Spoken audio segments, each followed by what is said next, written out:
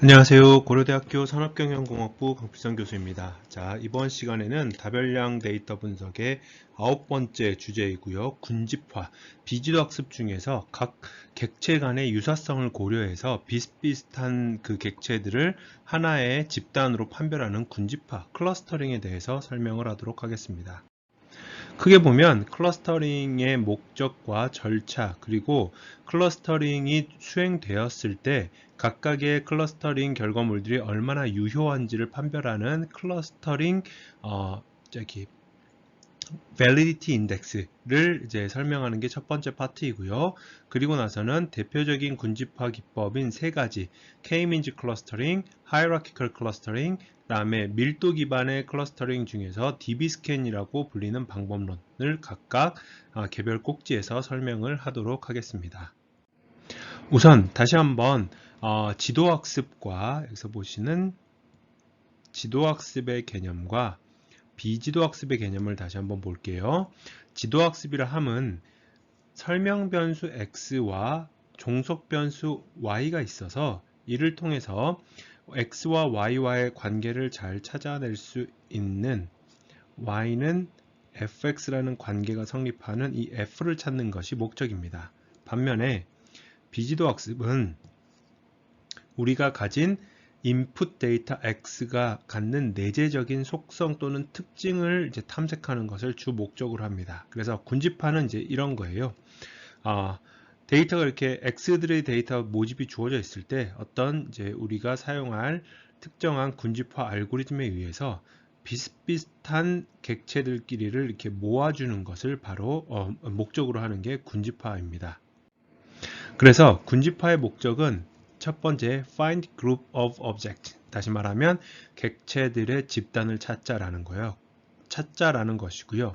그런데 그 객체들을 그냥 아무렇게나 찾는 게 아니라 두 가지의 목적을 만족해야 됩니다. 첫 번째, 같은 그룹 내에 있는 객체들은 유사해야 됩니다. Object in a group will be similar 이라는 게 그 얘기고요.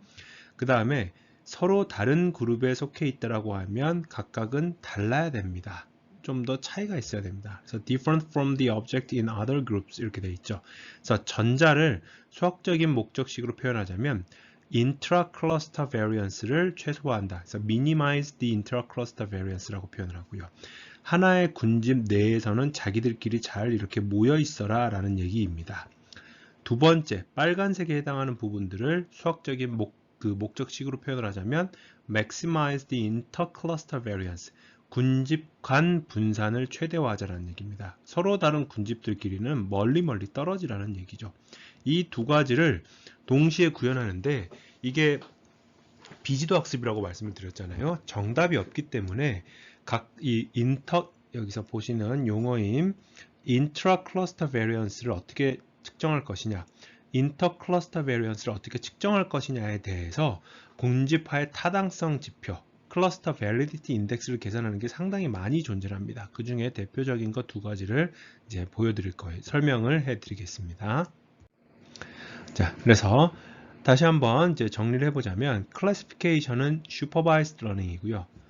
이 범주의 개수와 그 다음에 레이블이 모든 학습 데이터에 대한 레이블이 이미 주어져 있고 알고 있는 겁니다. 그래서 인풋과 타겟을 찾는 잘 연결시켜주는 펑션을 찾는 게 목적이라고 한다면 클러스터링은 몇 개의 클러스터가 최적이고 각각의 객체들이 어느 클러스터에 속하는지 그걸 이제 클러스터 멤버십이라고 표현합니다. 그게 알려져 있지 않습니다. 목적은 뭐냐면 그럼에도 불구하고 주어진 데이터셋의 본질적인 스트럭처, 구조를 잘 파악할 수 있는 군집 개수와 멤버십을 결정하자라는 것이죠. 자, 그러면 군집화는 도대체 어떤 상황에서 활용이 되느냐 몇 가지 예시를 한번 들어보면 첫 번째, 데이터에 대한 이해입니다. 여기서 보시면 오른쪽에 해당하는 내용은 특정한 회사에서 특정 기간 동안에 발생된 문서들을 사용된 단어의 빈도라든지 아니면 뭐 영문서 빈도 이런 내용들을 이용을 해서 정보들을 이용을 해서 각각의 문서들을 하나의 벡터로 객체로 표현을 하고요. 그 객체들을 군집화했을 때 핵심적인 주제들을 지금 이렇게 표현을 해 놓은 것입니다. 그러면 특정 회사에서 생산된 모든 문서를 사람이 다 읽고 분류하고 군집을 만들어낼 수는 없지만 이렇게 자동화를 했을 때, 이 회사는 이 기간 동안에 knowledge discovery라는 용어, 주제에 대한 문서가 많이 생성이 되었고, 그 다음이 analysis, 그 다음이 뭐 data mining 테크닉, 이런 식으로 이해를 할 수가 있겠죠. 그래서 브라우징을 하는 데 있어서 유사한 문서들을 이렇게 묶어주거나 또는 비슷한 기능, 펑션을 수행하는 지인이나 프로테인, 그러니까 유전자는 단백질들을 이렇게 묶어주거나 또는 그 가격 움직임이 비슷한 어떤 그 주식들을 이렇게 묶어주거나 하는 유사한 것들을 묶음으로 인해서 추가적인 분석이 수행될 수 있는 어떠한 도메인에도 군집화가 사용이 될 수가 있습니다. 추가적으로 그걸 바탕으로 해서 이제 군집에 해당하는 대표적인 속성들을 이용을 해서 요약을 할 수가 있겠죠. Summarization을 할 수가 있을 겁니다. 이 요약은 무엇과도 연결이 되냐면 Visualization과도 연결이 되는데, 자, 이거는 이 아래 예시는 뭐냐면 강의에서는 학부 수업이기 때문에 빠져 있는데 Self-Organizing Map이라고 하는 Neural Network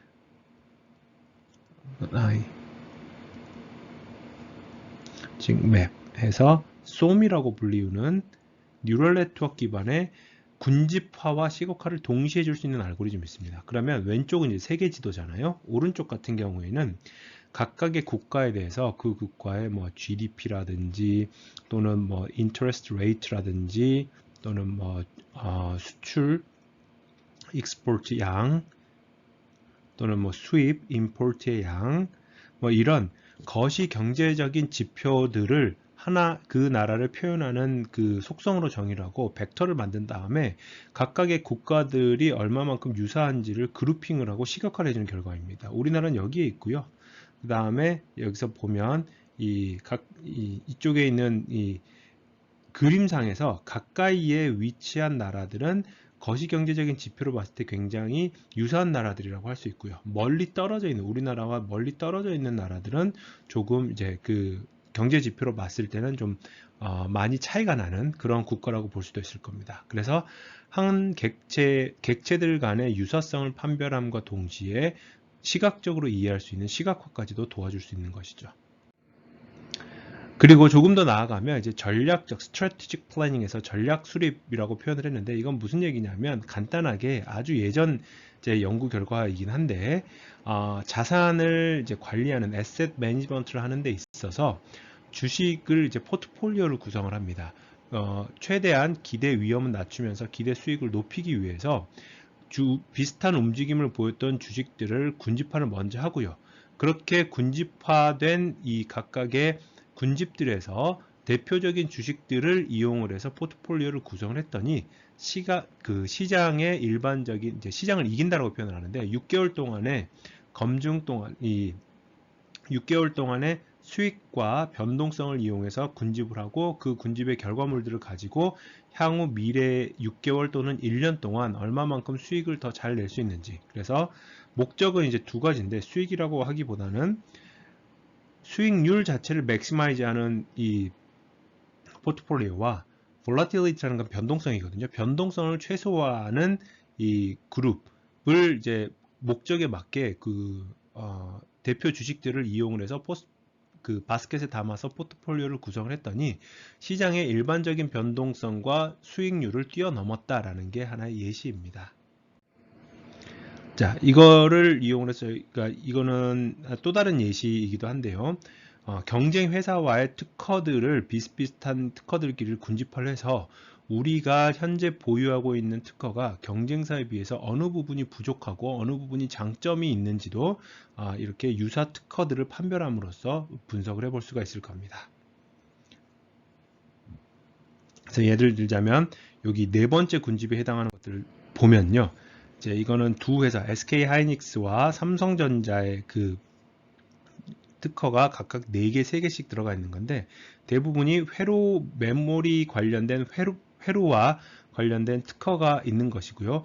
여기까지는 이제 자동으로 하는데 요 초록이라든지 청구항을 보면서 분석하는 것들은 이제 도메인 날리지를 가진 전문가의 영역이 되겠죠. 그래서 그런 분석을 하는 데 있어서 모든 특허를 다 볼 수가 없으니 유사한 특허가 무엇인지를 빠르게 파악하고 집단을 판별해주는 역할을 이 클러스터링이 수행을 하는 겁니다. 여기서도 뭐 반도체 공정 같은 경우에는 이걸 이제 웨이퍼 빈 맵이라고 표현을 하는데요.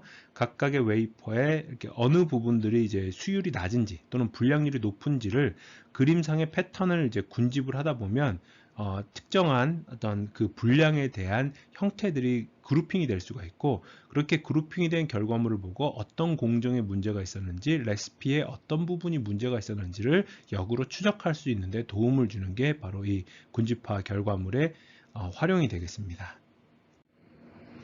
자, 그렇다면 일반적인 군집화의 절차를 한번 설명을 드릴게요. 우선은 주어진 데이터가 있다고 하면 그 중에서 어떤 변수를 사용을 해서 벡터화를 할 것인지에 대한 피처 셀렉션이 있고요. 그 다음에 클러스터링 알고리즘, 적절한 클러스터링 알고리즘을 선택하는 방식, 그렇게 해서 결과물을 검증하는 단계, 그리고 난 이후에 해석을 하는 단계입니다. 그러면 알고리즘은 조금 더 이제 나중에 설명을 드릴 텐데, 군집에 대한 결과물을 어떻게 검증할 것이냐. 왜냐하면 지도학습 같은 경우에는 아까도 처음에 말씀드렸다시피 y는 fx라는 함수를 찾아가는 거기 때문에 x가 주어졌을 때 f hat x라는 게 나오면 이걸 이제 y hat이라고 하겠습니다.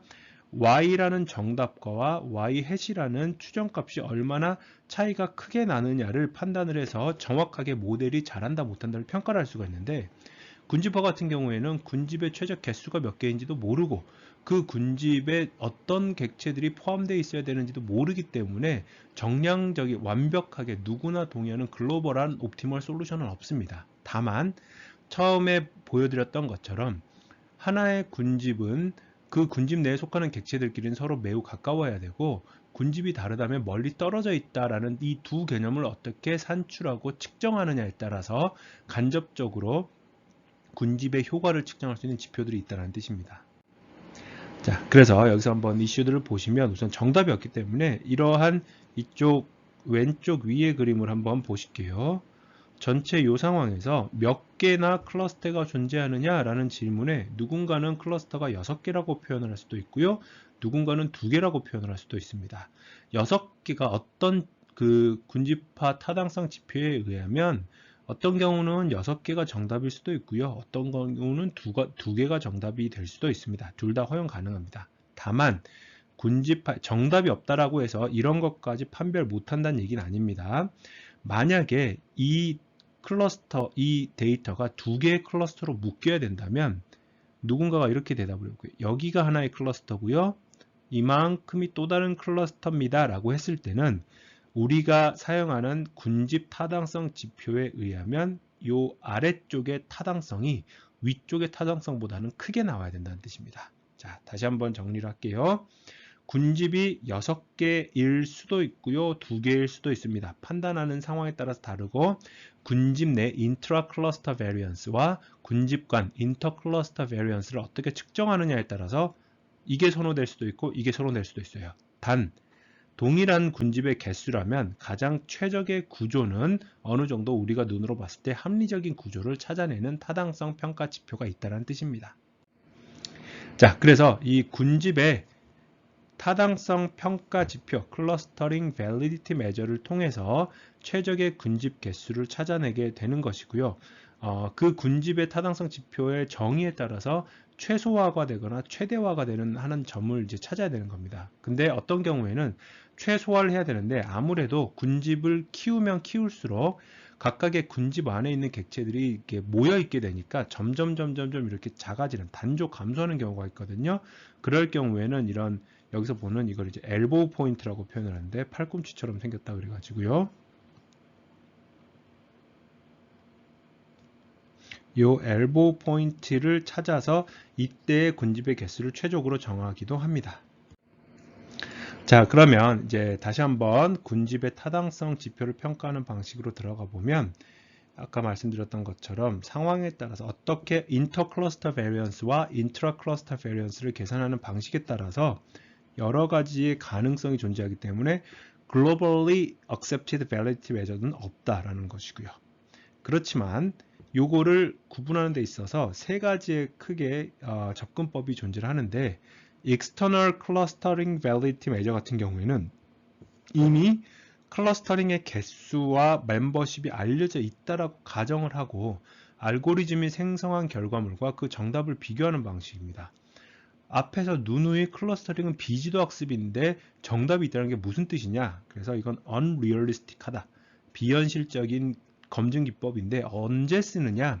새로운 알고리즘을 개발했을 때 이 알고리즘이 얼마나 잘하는지를 평가를 하려면 임의로 또는 일부러 클러스터 구조를 미리 사람이 또는 연구자가 생성을 해놓고 그 생성한 클러스터를 정말로 잘 찾아갈 수 있는지를 검증하는 데습니다. 그래서 연구용 또는 논문용으로 쓰는 방법이지 현실에서 사용하는 방법은 아니고요. 인터널 메저 같은 경우에는 클러스터의 응집성, 컴팩트니스를 좀 더 강조하는 방법이고요. 상대적인 relative measure 같은 경우에는 군집 내의 컴팩트니스, 인트라 클러스터 베리언스하고 군집 간의 separation, 인터 클러스터 베리언스 두 가지를 모두 고려하기 때문에 사실은 이제 세 번째 항목에 해당하는 파트가 주로 이제 사용이 된다라고 이해할 수 있겠습니다. 그래서 대표적인 알고리즘들이 그 지표들이 이렇게 되는데요. 여기서 보시는 이 여러 가지 인덱스들 중에서 이 두 가지를 설명을 드릴 겁니다. Done 인덱스라고 표현된 것과 실루엣 두 가지를 설명을 이번 이 챕터를 통해서 이 꼭지를 통해서 하도록 하겠습니다. 자, 우선 Done 인덱스를 보면요. 몇 가지 거리라는 개념을 정의를 할게요. 우선 첫 번째, 두 군집 간의 디스턴스를 과연 어떻게 정의할 것이냐라는 관점에서 여기서 보시면요. Done 인덱스, 이게 정답이란 뜻이 아닙니다. Done 인덱스에서는 이렇게 정의를 합니다. 자, 여기가 군집 A고요. 여기가 군집 B라고 했을 때 지금 보면 군집 A에는 하나, 둘, 셋, 넷, 다섯, 여섯, 7개 총 7개의 객체가 있고요. 군집 B에는 하나, 둘, 셋, 넷, 다섯, 여섯, 일곱, 여덟 8개의 객체가 있습니다. 그러면 각각의 여기선 개념상은 지금 이렇게 표현했지만 실제로는 각각의 군집상에 존재하는 객체들 사이에 pairwise distance를 다 계산할 수 있을 겁니다. 지금 선을 그리다가 지금 완전 다 못 그리고 있는데요. 다시 말하면 7 곱하기 8, 56개의 선을 그릴 수가 있겠고요. 그 선 중에서 가장 작은 것입니다. 그걸 두 군집 간 거리라고 표현을 합니다. 반면에 군집의 지름은 어떻게 표현을 할 것이냐, 어떻게 측정을 할 것이냐라고 보면 하나의 군집 내에 속하는 객체들 간의 pairwise distance, 여기서 보시면 지금 현재는 하나, 둘, 셋, 넷, 다섯, 여섯, 7개, 여기에 있는 군집 C는 7개의 점을 가지고 있잖아요. 그러면 7개 중에서 2개를 뽑아서 계산을 하는 거니까 2 곱하기 1분의 7 곱하기 6이 돼서 21개의 거리가 나올 겁니다. 그 중에 최대값을 찾는 겁니다. 이걸 군집의 지름이라고 정의를 합니다. 세 번째, scatter within a cluster는 이 Done 인덱스는 사용이 안 되니까 넘어갈게요. 그러면 좋은 군집이라고 함은 이제 이렇게 한번 생각을 해볼게요. 두 군집 간의 디스턴스 중에 미니멈 값도 가장 클수록 좋겠고요. 왜냐하면 군집끼리는 멀리 떨어져야 좋으니까요. 군집의 지름 중에 맥시멈 값도 되도록이면 작을수록 좋을 겁니다.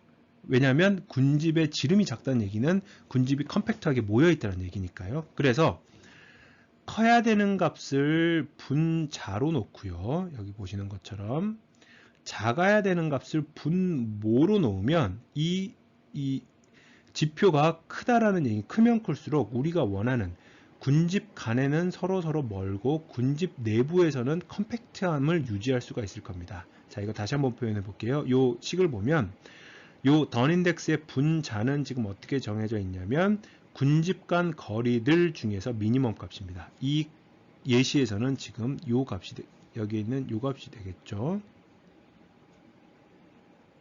요 길이가 될 것입니다.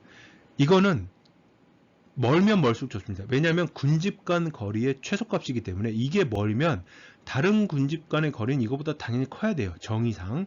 그러면서 분모는 뭐냐면 군집 내의 거리, 이 지름 중에서 가장 큰 값, 맥시멈 값입니다. 이것조차도 최소로 작을수록 나머지 군집의 지름은 이거보다 더 작아지겠죠. 정의가 이게 군집 지름 중에 제일 큰 거니까. 그러면 이거보다 이 군집의 지름은 작으면 작을수록 좋고 군집 간의 거리는 멀면 멀수록 좋다. 그래서 작으면 작을수록 좋은 것을 지표의 분모로 놓고요. 크면 클수록 좋은 것을 지표의 분자로 놔서 이 전체를 최대화시키는, 맥시마이즈 시키는 군집의 개수를 이제 찾아내는 게 던 인덱스입니다. 반면에 실루엣 지표 같은 경우에는요, 조금 더 계산이 까다로운데 우선 이 실루엣 지표는 각각의 객체별로 계산을 합니다. 먼저 두 가지 값을 계산을 해요. AI라는 값을 계산을 하고요. 그 다음에는 BI라는 값을 계산하는데 AI는 뭐냐면 여기 나와 있는 것처럼 I라는 객체로부터 자기와 같은 군집에 속하는 다른 객체들 간의 거리의 평균입니다. 이 말이 무슨 얘기냐면요. 지금 여기서 네모로 표시된 제가 지금 빨간색으로 색칠한 객체가 있으면 AI는 어떤 값을 갖게 되냐면 여기에 있는 제가 지금 파란색으로 그리고 있는 선들의 평균입니다. 자기랑 같은 군집에 속하는 객체와의 거리 평균이에요. 그러면 상식적으로 이 AI는 작을수록 좋겠죠. 군집이 컴팩트하다면. BI는 뭐냐면 I로부터 가장 이 자기 군집, 그러니까 I로부터 자기가 속한 군집이 아닌 다른 군집 간의 거리들을 군집에 속하는 객체들 간의 거리를 평균을 계산했을 때 가장 짧은 값입니다. 이거 뒤에서 예시로 나오는데 다시 한번 먼저 설명을 하자면 무슨 얘기냐면요. 역시 지금 똑같이 AI를 계산을 했던 요 점을 기준으로 해서 제가 주황색에 해당하는 객체들 간의 이 선의 평균을 구할 수가 있을 겁니다. 그리고 초록색에 해당하는 요 선의 평균을 계산할 수 있을 겁니다. 또 다른 클러스터니까요. 이 둘 중에 짧은 값은 사실 주황색의 평균입니다. 그게 BI가 됩니다. 그러면 각 객체의 SI는 어떻게 계산이 되느냐? BI에서 AI를 뺀 것을 분자로 놓고요. 여기 보시는 것처럼 AI와 BI 중에 큰 값을 분모로 놓습니다. 이 값은 이론적으로는 무슨 관계를 갖게 되냐면 AI가 가질 수 있는 값은 최소로 가질 수 있는 값은 0입니다. 그 말은 무슨 얘기냐면 I가 있는데 그 위에 계속적으로 똑같은 곳에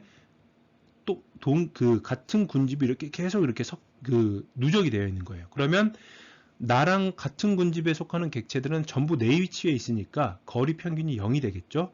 그리고 그랬을 때 SI는 AI가 0이니까 BI분의 BI가 돼서 1이 됩니다. 그러면 SI는 기본적으로 가장 큰 값을 가질 때 1의 값을 가질 수가 있겠고요. 최악의 경우에 BI가 가질 수 있는 값도 0입니다. 무슨 얘기냐면 내가 여기에 이렇게 들어와 있고 나랑 같은 군집이 이렇게 있는데 뜬금없이 나랑 다른 군집의 객체들이 전부 나랑 같은 위치에 이렇게 있습니다. 그러면 얘를 기준으로 봤을 때 BI의 값은 0이 나옵니다. 그러면 그때는 SI는 BI가 0이니까 max AI BI니까 AI분의 마이너스 AI가 돼서 마이너스 1이 나오거든요. 원래 마이너스 값은 이론적으로 나오면 안 되는데 군집이 잘 되어 있으면 SI라는 값이 가질 수 있는 이론적인 범위는 마이너스 1부터 플러스 1까지입니다. 자, 이거를 다시 한번 예시를 통해서 다시 한번 설명을 해드릴게요. 요 번개 맞은 I라는 객체를 기준으로 해서 AI는 자기랑 같은 군집에 속하는 객체들의 평균이니까 계산을 해보면 여기 보시는 것처럼 1.03이 나옵니다. BI를 구하기 위해서 빨간색 군집 간의 거리 평균을 계산을 해봤더니 11.57이 나오고요. 올리브색 이 세모랑의 그 거리 평균을 계산해봤더니 5.60이 나옵니다. 11.57하고 5.60 중에는 5.60이 작으니까 이게 이제 BI가 되고요. SI는 BI 빼기 AI 그리고 max AI BI니까 5.60분의 4.57에서 0.82가 나옵니다. 그러면 요 하나의 객체에 대한 SI가 0.82가 나옵니다. 이거를 모든 객체들에 대해서 다 똑같이 계산을 합니다. 각각의 객체들을 기준으로 SI 값을 다 계산을 해요. 그런 다음에 전부 평균을 낸 게 데이터셋의 실루엣 값입니다. 그래서 실루엣 지표는 던 인덱스도 크면 클수록 좋고요. 실루엣 지표는 크면 클수록 좋고, 실루엣 지표가 1이란 얘기는 군집이 서로 같은 군집에 해당하는 객체들은 다 같은 점 위에 그냥 있다라는 뜻이나 매한가지입니다. 완벽한, 현실에서는 일어날 수 없는 이제 군집 결과물이겠죠. 자, 이렇게 해서 군집의 타당성 지표 대표적인 거 두 가지를 이제 설명을 드렸고요. 실습을 하면서 한번 차이점을 볼 것입니다. 클러스터링의 타입에 대해서 좀 설명을 드리면, 두 가지, 우선 군집 객체 이제 오버랩을 허용하느냐 안 하느냐에 따라서 하드 클러스터링과 소프트 클러스터링으로 나눌 수가 있는데요. 하드 클러스터링은 하나의 객체가 2개 이상의 군집에 속하는 것을 허용하지 않습니다. 반면에 소프트 클러스터링 같은 경우에는 하나의 객체가 2개 이상의 군집에 속하는 것을 허용하게 됩니다. 이게 무슨 말이냐면 데이터가 이런 식으로 존재한다라고 해볼게요. 그러면 하드 클러스터링은 무조건 얘 가운데 있는 이 녀석이 좀 애매하잖아요. 그럼에도 불구하고 군집을 이렇게 할당을 하는 게 하드 클러스터링이고요. 반면에 소프트 클러스터링 같은 경우에는 얘는 애매하니까 왼쪽에도 어느 정도 포함이 되고 오른쪽에도 어느 정도 포함이 되고 너는 50대 50으로 왼쪽과 오른쪽 클러스터에 포함되어라 라는 걸 허용하는 게 소프트 클러스터링입니다. 그래서 소프트 클러스터링이 조금 더 이제 방법론 관점에서는 조금 더 복잡할 수가 있겠고요. 다만 우리 이 학부 강의에서는 하드 클러스터링에 해당하는 대표적인 알고리즘을 설명을 할 겁니다. 그래서 파티션 베이스드와 하이라키컬 베이스드 그리고 덴시티 베이스드 세 가지를 설명을 하도록 하겠습니다. 두 번째, 알고리즘 관점에서는 네 가지 정도로 이제 또 구분해 볼 수가 있는데, 파티셔널 클러스터링 같은 경우는 데이터를 한꺼번에 이렇게 구분을 해서 한 번에 구분을 동시다발적으로 하는 것을 파티셔널 클러스터링이라고 표현을 하고요. 분리형 군집화라고 표현하고요. 하이라키컬 클러스터링, 계층형 군집화 또는 계층적 군집화는 모든 데이터셋을 한꺼번에 처리하는 게 아니라 부분을 일부를 이제 처리를 해서 지속적으로 바텀업으로 올라오든지 탑다운으로 내려가는 방식입니다. 이게 무슨 얘기인지 지금 이해가 되지 않으셔도 괜찮습니다. 각각의 대표 알고리즘 설명할 때 얘기를 해 드릴게요. 자, 여기까지 해서 군집화에 대한 기초 개념 소개를 마치고요. 다음 시간부터 세 가지의 대표 군집화 하드 클러스터링 알고리즘을 설명을 드리도록 하겠습니다. 수고하셨습니다.